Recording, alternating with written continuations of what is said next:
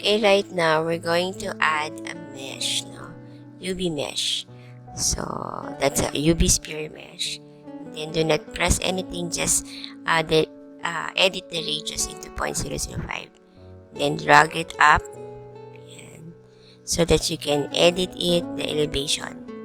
So make sure you selected it and drag it upward. Yan. Okay. So now that you are in the elevation, you have to select it and in X-ray mode. Once you are in the X-ray mode, you can go to edit mode and then select this area. Select it and then type E. So for extrude. Yan. So you can see, you can edit it from here or you can just manually grab it, drag and drop. So from there, you can go to the object mode and then scale S. Okay. Yan. Okay. Press S or shift S. Okay.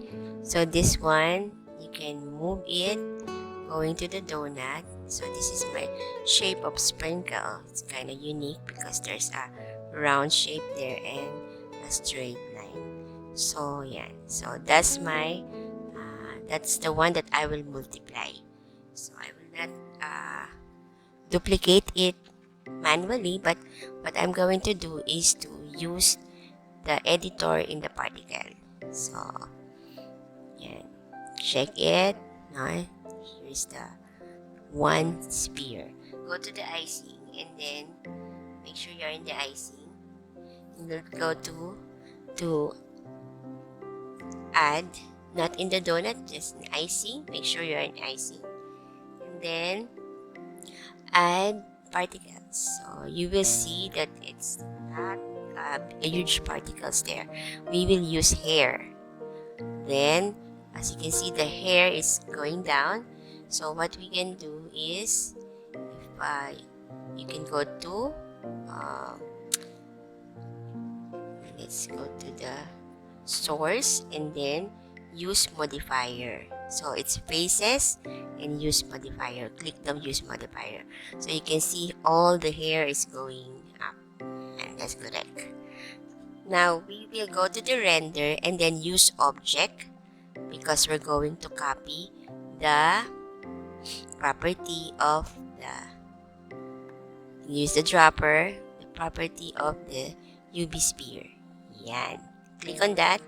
So that is our sphere, that our sprinkles is all over. That's our sphere. So it multiplied. Yan. So when we render it, it looks like this. But it's so small and look like a raindrops, no? So what we will edit, you can edit the scale and you can make it 0.15. It depends on your scale, no? 0.12. If it's 1, it's so big.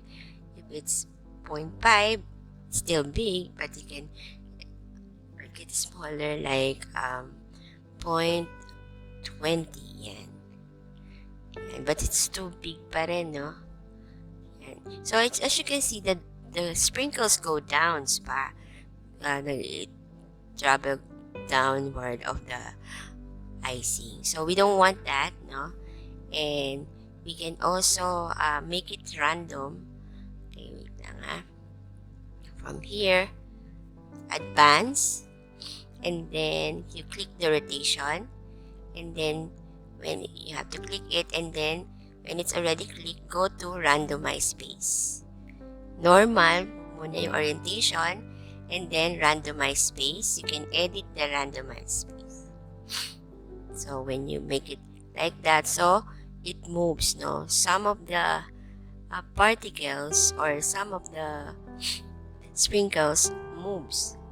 And we don't want the particles going down. So you cannot edit it one by one. So yeah, okay, I'm going to make it randomized. And then another thing that we have to remember, so if you hit F12 or render, you will see it like this one. Yan. So, I'm still not satisfied for the sprinkle kasi parang unrealistic. The sprinkle goes down to the icing pa. So, it's also should be on top of the icing. So, what we can do is we go to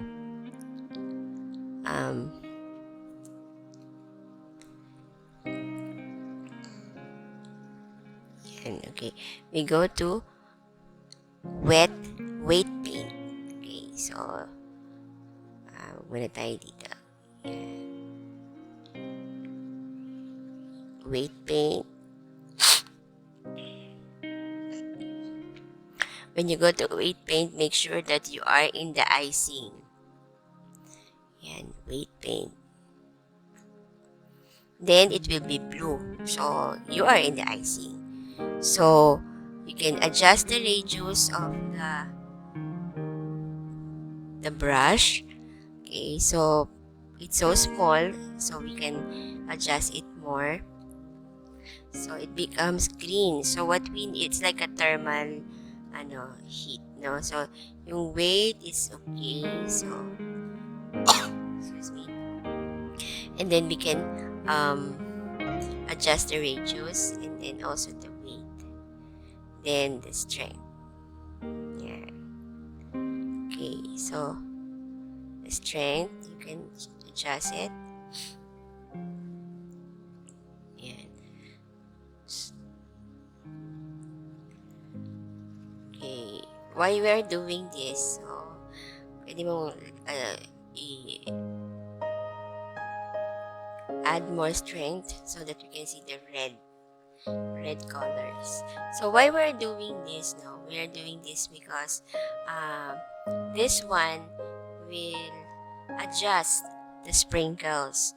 It's not going down anymore. It's on top, and it forms a harmonious positioning of the sprinkles around it. So yeah, it's like you are painting, and you're painting through its weight. Okay, so may overlapping of the object, so it's very nice to use it.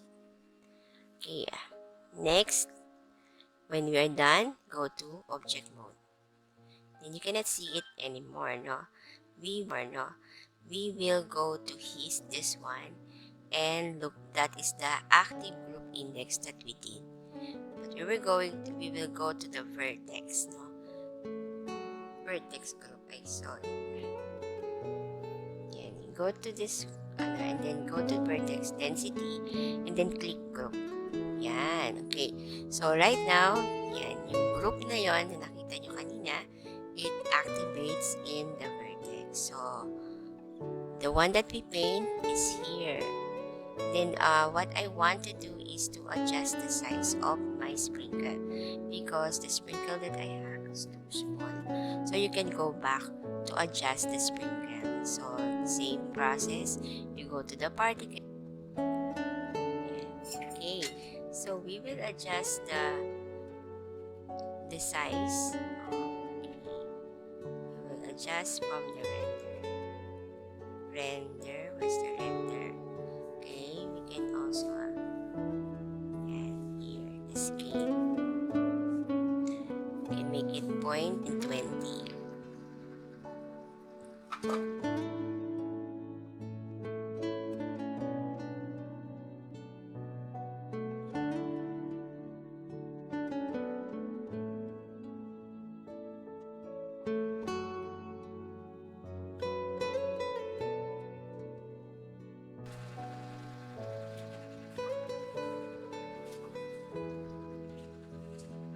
Then from here, you can edit the color. You have to select the main sphere that we use for the instance. That's the big one that I'm here. So it becomes, you will see that pareho lang color niya. When you render it, it's the same color. So we don't like it to be like that. So we will use the shading mode. So the shading mode, and make sure that you selected the first sphere, yung model natin. So, nakita mo, blue siya. So, yan yun. Then, you add the object info here, and then connect the object info, the base color to the random color. So, makita it's random color na. So, but it's gray and light gray and white only. So, if you render it, it looks like not realistic of a sprinkle. So, we can go to add another. It's a color ramp. I think it's here in the converter. Color ramp, and then you place it in between. So, let's move a little bit, then place it in between. Automatically, it changed it already. Then, there's a plus sign there and minus. You just need to add colors, the ramp, okay. Then I have these 4 sets of colors. Then you can edit the colors. Depends on you, what colors do you like. So the sprinkles is like that. Nag-iba na yung color niya. So that's the thing. Very nice with the color ramp. It's so easy to color all the sprinkles. At hindi ka mag-hang dyan. Yan. Okay, so that's it. Okay, yan. Green. So, if you see that there is black there, wala namang sprinkles na black, you can also change the color of it.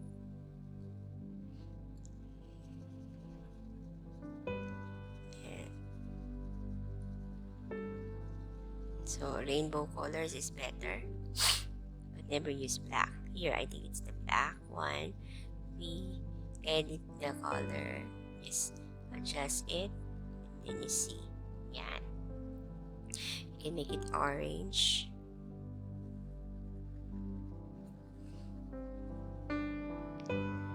Yan. Okay. So that's it. We're done. So hit F12 and render it.